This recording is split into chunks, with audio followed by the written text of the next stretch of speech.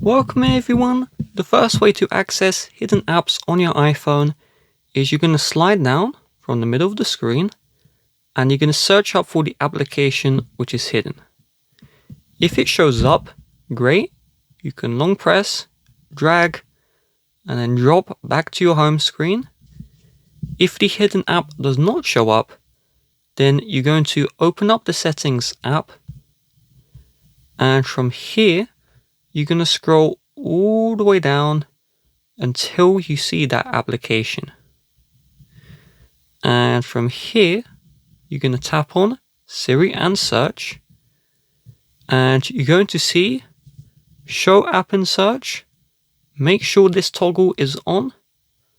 And once this toggle is on, you'll be able to search up for the Apple game. You may need to delete the old text, research for the Apple game, and then you can drag and drop it to your home screen. With that being said, if you would like to help support the channel, please do check the description. Bye bye.